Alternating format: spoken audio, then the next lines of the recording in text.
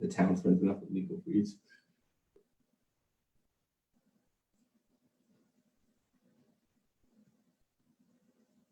You picked the wrong time of year, Donald, to do that. It just, you know, October and then into November was just too much stress drinking. So Yeah. I had to take a break. Does happen. We live? Yeah. Okay, I'll call this Board of Selectmen's meeting to order for, it's not Tuesday, November 24th, it is Friday, November 27th. So we'll do a roll call. We have Donald Poole, myself, Pam Alley, Andrew Dorr, Town Manager, and Elizabeth Bunker, Deputy Town Clerk, taking messages. Oh, I'm sorry, we also have Phil Crossman joining us virtually, and Jake Thompson is absent. I mean, taking minutes, Yeah, I said taking minutes, didn't I? No, what did I say? messages. Messages, That's fine. no, You knew what you no. meant. I just wanted to make sure that. No. All right, so approve agenda. This is going to be a very modified agenda, as the only reason we are meeting tonight is to handle a couple of time sensitive issues that we could not get to the other night, obviously. You got two on there as well. I don't know if you want to entertain that or not. Val and Yvonne that we're going to present on the project of regret or Okay, portrait of regret. anybody mind doing that as well? Okay, so we will, this agenda will only have portrait of a graduate presentation, ambulance billing, and capital projects work orders. I move we approve the agenda as amended. Second. Seconded by Pam Alley. All those in favor? And Phil, if you would say yay or nay, you're on mute right now. Yeah, yay. So in that case, we'll go right to ambulance billing. As I mentioned, we brought this up about putting it out to see who else is out there that could offer the services. We have been with the current company for about 10 years now. A company called Medical Reimbursement Services out of Windham, Maine. Carrie had reached out to some other services and folks within the ambulance world, and they came highly recommended. I did provide a draft of the contract that they had worked up for us. I will say the one meeting we've had with the owner of the company went really well in terms of quick feedback of what they're willing to offer us. As a billing company, every month we're told that we would get monthly statements and the closing reports, which would be really helpful. Right now, sometimes it goes months in between, and we end up having to reconcile 4, 5, 6 months at a time. And it doesn't seem all that timely anymore. So I think it's worth changing. I think the difference in collection is the MRS service is at 8% of whatever's billed and collected they would get. Right now, I think it's at 7%. So I mean, I think Gary and Darlene and I have all worked with the service billing component of it. All recommend making the switch just because it has been so long and because we're interested in getting something a little bit better. Yes. So, One concerned town person told me about our former billing service. I should not have to beg to get a bill. Right. And we've had a problem with that for a long time, and I'm glad that hopefully we're putting that issue to bed. So the hope would be that this be effective January 1st, hence the need in the 30-day notice to cancel the current one. We can spend the month of December trying to transition and worry about carrying that over to the new company. If you were interested in signing that, we could. How long is the new agreement for? It'd be 1 year and then the ability to renew annually thereafter if both parties agree. Okay. That's what the current one is set up for 1 year and then automatically renewed or renewal. And we just hadn't really looked into it recently. So, Yeah. okay, that's fine. I move that we sign a contract with Medical Reimbursement Services beginning January 1, 2021 for ambulance billing services and terminate our agreement with TG Higgins. Second by Donald Poole. Any discussion? You want to have the records reflect authorizing me to sign it on behalf of the board? And I also move that the town manager can sign on behalf of the board. Second by Donald Poole. All those in favor of that? And any discussion on, Phil? Raises his hand. He raised his hand. Phil, do you have comment, question? No, yay. Okay, sorry. Okay, all those in favor? Okay, and I can say Phil voted yea, he raised his right hand. I saw it as well. Okay. Okay, capital projects work orders. Got 2 work orders and then the agreement to be signed with Jake Barber's company for the bridge replacement. Work order 8 from Woodland and Curran continues their work on the garage and salt shed storage, and it gets us through the remainder of the project. So the final, I guess, work order for that's a total of $65,000. Want to have them continue helping us work through that. You can authorize myself to sign that. And then work order 9 has to do with the bridge. The completion date of May 2021. Their involvement with similar to the garage with JBI, the contractor. The lump sum for that is $25,000. I move we authorize the town manager to sign both work orders. Second. Seconded by Pam Alley. Any discussion? Okay, all those in favor? And then the agreement form with Jake Barber's company to do the bridge work. Again, the goal is to be done by May of 2021. That's what the permit allows us to work to. Yeah. So if you agree to that, we'll set up a site visit either this coming week or next and get them in the works to get going on that. Get them going. Once we have a more concrete timeline set up for the project, we can do another info meeting for the public to be aware of and make sure that information's out there for folks. But until they really get out here and get on it, get their eyes on it again, just don't have it right now. But I have had a few people asking for that schedule. We don't have it yet. Right. It has to be done by May. Okay. Wow. Yeah. And hopefully they can do that. If you want to authorize me to sign that one. Oh, I thought Contract. okay, I move we authorize the town manager to sign the contract with Jake Barber. Second. Seconded by Pam Alley. Any discussion? Phil, do you have a question or are you just ready to vote? All those in favor? Phil's eager. Okay, now, portrait of a graduate project. Yvonne? Val? It's on mute. Hey, hi everyone. Hi. Thank you.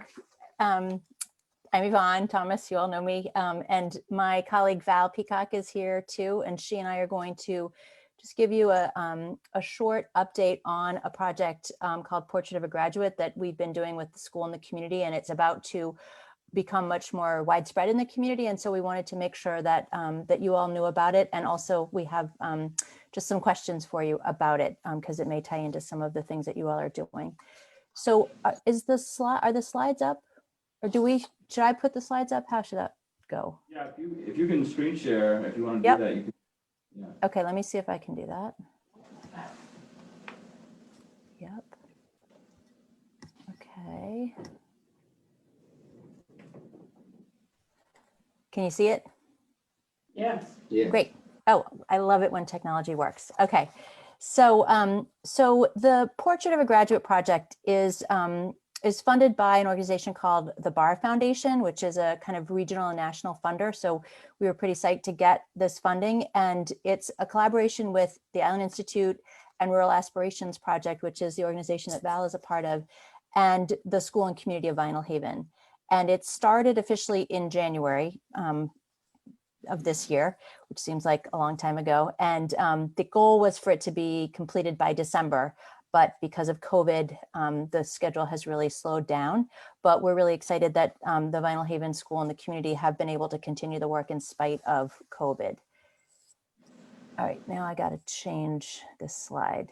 Actually, Val, you can't do that, can you? No, okay. Here, oh wait, I got it. Okay, so so just a quick overview of what a Portrait of a Graduate is. It is a community-wide process that helps define the skills and knowledge that we want our students to know and have in order to be successful in work, college, life, and as future citizens in this community or another community. And so through the portrait work, we will create a visual product, and there's a couple of examples of products from other communities that we will create, and we will also create an action plan. And so these two pieces are really, really important. But what for us is even more important is the process of meaningfully engaging the community and the school in the process of creating these two kind of final products. So we're really excited about the conversations that will happen as part of the process. Originally, in order to qualify for this grant, we had to have at least 100 high school kids. And so the Island Institute and Rural Aspirations, we both work with lots of really small schools. We got together and we pulled 3 of our schools, Vinalhaven, Islesboro, and East Grand. And East Grand is a little school in the northwest corner of Washington County. And together with these 3 high schools, we were able to just barely come up with 100 kids and meet the criteria. And since then, we have, because of COVID and other factors, Islesboro has stepped away from the project, but Vinalhaven and East Grand have continued. And so we're really excited about being able to work with these 2 really small, really isolated schools. They have a lot of similarities, K-12 and remote, but they also have a lot of differences. And so it's interesting to be able to work with both communities. So we were chosen along with several other groups of schools or cohorts or school districts across New England. So we have our 2 schools that we're working with, and then we're part of a much bigger group of schools. And so we get some really great training and some connections with other schools, including a group of schools in Western Maine. In terms of who is involved in Portrait of a Graduate, this graphic sort of shows all the different stakeholders in any community that would be part of this. And so these are stakeholders that we've reached out to as part of our process in Vinalhaven. As far as the work that's been done so far, we have a work group that is made up of school and community members. And so it includes, from the school, we have Monty Selby, our principal, and Brian Fieser, our vice principal. We have teachers Megan Miller, Pat Paquette, and we also have Jess Woods, who is a school counselor consultant that does a lot of work with aspirations and helping kids figure out what they're going to do after high school. From the community, we have Gabe McPhail, Hillary Brennan, May Applegate, Mark Jackson, and Sue Dempster. And then the facilitators are myself and Val, and we also have a data consultant named Michelle Phillips, who the Barr Foundation provided us, which is great for helping us really make sure that we're getting our data done correctly. So Barr is really interested in our work, really interested in this sort of, most of the schools that they work with are much bigger. Most schools are much bigger than these. So they're really interested in how this looks in small, isolated rural communities. And so is the University of Maine, and so is the Maine Department of Education. So these are other organizations that are kind of consulting with us when we need them to, and just sort of tracking what we're doing and really eager to learn from this process. And so, we're really excited about it. We have a kind of a work plan and a next step that Val's gonna walk you through, but we just wanted to make sure that you know about it, and to kind of commend both the school and the community for forging ahead, even though COVID is making it slower and harder. Vinalhaven School and the community have really said, no, we want to keep doing this, which is really great. So I'm going to turn it over to Val now to tell you more about the specifics of what's coming up. So I'm Val Peacock. Thanks for having us here tonight. I work with the Rural Aspirations Project. We're a tiny nonprofit, but we work all over Maine, mostly in rural Maine, doing education work. And I've actually been out on Vinalhaven quite a few times over the past, I don't know, 6 or 8 years, working with the Eastern Maine Skippers program in the school, as well as working with other school staff on projects at different times. And work a lot with Yvonne on lots of different projects. So I'm excited to be out on Vinalhaven and to be doing this work. Like Yvonne said, we got the grant in January, and we have definitely been trying to figure out how to do this work in COVID. We had our first team meeting on March 12th, which was like the day before the world shut down. I think it was like the last public meeting in Maine that we had. I was out there. And I almost missed the morning ferry. I was the only one that went. The other ones got canceled. I think I might still be out there and get up there. But anyways, since we started this work, as Yvonne told you, we started a working team. And so it took us a little while to get that going. We were just getting started. Our first step in the project is to really think about what is the existing portrait that you have in your school right now. So if you think about that portrait as like when a student graduates from your high school, what does that mean? What does that represent, that diploma? What skills and knowledge and experiences have they had that are represented by getting that diploma and walking across the stage? So the first thing we want to know is, what does that mean, and how are kids doing? Or young people, once they graduate or out in the world, where do they go? What's going on for them? And then even in school, what's their experience like? So our first step of this is trying to understand the existing portrait and what are we doing great, and where are the challenges and gaps that we might want to look at. So since we've been started, we've kind of unpacked that. We've thought about what questions might we ask, what do we want to know, and then how are we going to go about figuring that out. So we are just about done that and are about ready to actually start going out in the community and collecting that information. So if you can switch to the next slide, Yvonne, please. So this is the part that I love working with Yvonne and doing this project, is that we are doing this work at Vinalhaven, for Vinalhaven, with Vinalhaven. It's a very personalized project. So even though there's lots of schools doing this, it's really about you.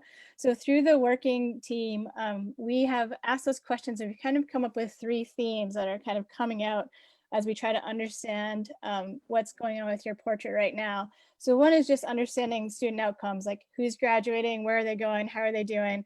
And then within school, how are we preparing students for their pathways as they're moving forward? So what are all the options that students have, and how are they doing in those options? And then this comes out of your group as well, just in the sort of thinking about how is success defined on Vinalhaven? So there's talk about what does it mean to be successful in Vinalhaven? Does it mean you're staying on the island? Does it mean you're leaving the island? Does it mean you're going to college? Does it mean you're fishing? And are there different versions of success? And are students sort of hearing and feeling that? Are there conflicting narratives? And then how does that relate to school, right? So if you're in school and you want to fish, or you're in school and you want to go to college med school, like how are people working with you about that? How are they treating you? Is it different, or is it the same? And how is that impacting how you're doing? And then sort of the next part of this is something that also came from your group about how is the school and what's happening in the school, and how students are experiencing school and graduating connected to what's happening on your island and the future of your island, like how well you're doing. Like, do you have workers? Do you have the jobs that you need? Are you sort of stepping into those places? Are people preparing for the future in terms of thinking about what's coming ahead? And are we preparing your students for that, to actually graduate and sort of either go away and come back, or to stay on the island and actually contribute to the success of Vinalhaven? So these are some questions that came out during the process, and we're sort of organizing the questions around the work that we're doing is organized around these 3 stories.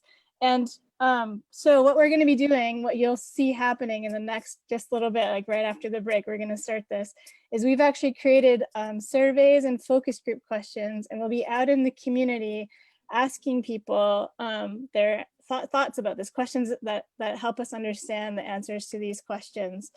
So we'll be doing student interviews and focus groups and surveys. And then we'll also have community surveys and focus groups going out asking people about their understanding of the existing portrait. So if you flip to the next slide, Yvonne. So what's going to be happening, like literally on Monday, is getting started to do this with students first, and then we'll be coming in the community afterwards. We're working with Michelle Phillips. She's helping to train us to make sure that we know how to collect this data the right way and do these interviews properly. And then over the course of December and January, we'll be finishing up that work and sort of synthesizing that and trying to understand what are the gaps and challenges, or what are the great things that we're doing. And then throughout the spring and rolling into up until the end of the school year, we'll be creating a new portrait. So getting the whole community together to think about what do you want your students to know and be able to do? How do you want them to experience school? And then create an action plan to actually get to that. So we'll be coming back to you with more. There's more details as we go along, but we just wanted to get this out in front of you so that you know what's happening, so that when people ask you to do a survey, or someone asks you, oh, have you done that survey, or what's that survey for? At least you know what it's for. But most importantly, if you go to the next slide, Yvonne, one of the things that we all feel, especially Yvonne and I, as we do work in communities with schools, is that we don't like to do work just to do work. We don't like to do work that, sort of 10 years from now, someone's like, oh, remember that project we did? Like, that's not really how we like to do work. We like to do work that's meaningful and that works for the community. And this project for us is really a chance for Vinalhaven to think about how is what's happening in the high school connected to everything, that the health and the vitality of the island itself. And you're sort of thinking into the future. And this is a time to kind of think about that and check that, and to really bring that back around to think about how do we do that. So in order to do that work, we need all of the community to be engaged as much as possible, and to really sort of think about what are we doing and how are we doing. And then also to think for you guys, if you have a few minutes to sort of talk about this with us, about any connections that you might see between the work that you're doing as a select board, thinking about how, the health and vitality of Vinalhaven, and in terms of thinking about the work that we're doing right now. Is there any work that we're doing that could be helpful to you? Or is there any work that you're doing that we should know about, that we should bring into this project, or any sort of connections that you see, and how much you'd like to be involved in this as we go forward? So I'll stop there. And if you have any questions, or if you want to just talk about this, that would be great.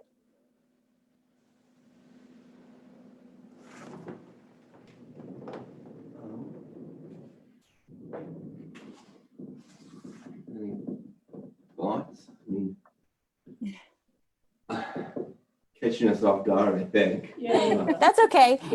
It's one thing that might be worth thinking about, and you may not be able to answer it right now, but just, we know that there's lots of projects happening in our community. And so to what extent, do we ever say, when we're talking about different projects, like, oh, maybe the high school science kids could do this, or I wonder what the young people think, or it's sort of that, getting at that, like thinking about all the different projects, what would be the connections between what's happening in the town, especially thinking about future planning, and what might be happening for students.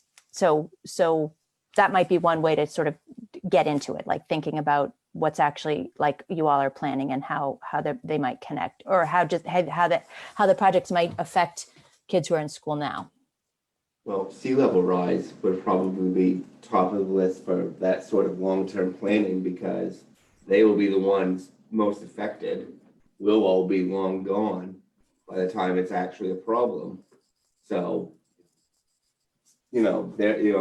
that's gonna be a much larger issue for them than it will be for us. It would have been my thought too. It would be nice to know what the younger generation wants out of their education, for sure, and what they want beyond high school, and how we can support that going forward, so that young people can go away, get their education, and still want to come back here and have their careers, or start a business, or whatever it is. So whatever we can do to help them along the way, obviously we're going to be interested in that. Great.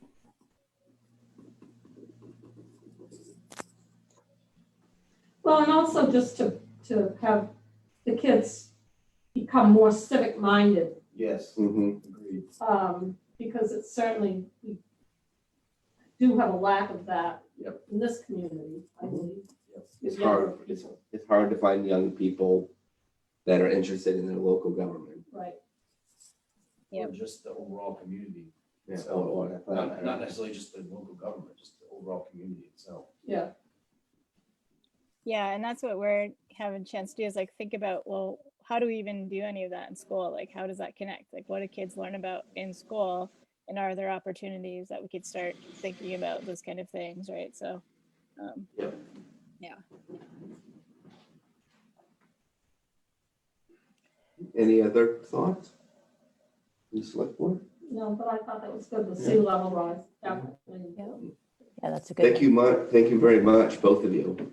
That's very interesting. Yes, thank you. Good. Yeah. Well, thank you for your time, and for just like Val said, it's going to start to really hopefully be something that, you'll see it in the wind, and hopefully people will be talking about it. So just thank you in advance for any support, and just the more people that engage, the better our process will be. And like I said, we care about the products are important, but we're much more interested in a really authentic process, so that we can have this conversation as a community. So that it will be great to have your help and support with that in the next few weeks.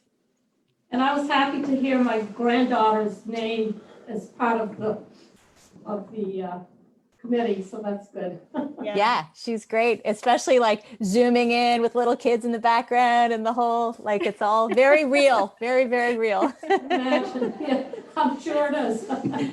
So, Yeah, and we and Andy came to our first meeting that we had, that our first and only in-person meeting, and Gabe has also been really involved with us, which has been great. I think she definitely brings that perspective, like what's happening at the town level, Yeah. and into the project, as well as just being a really strong supporter of the community, and you know, has a lot of like hopeful vision, I think. So it's been great to work with her as well. Great, Thank you very much. thank Thank you you. all. thank you. Well, there's the end of our very truncated agenda. So I move we adjourn. Second. Seconded by Donald Poole. All those in favor? Thank you all. Hope you all had a nice Thanksgiving. Yep. Yeah, you Good too. evening. Thanks, everybody. Take Bye. care. Bye now. Bye.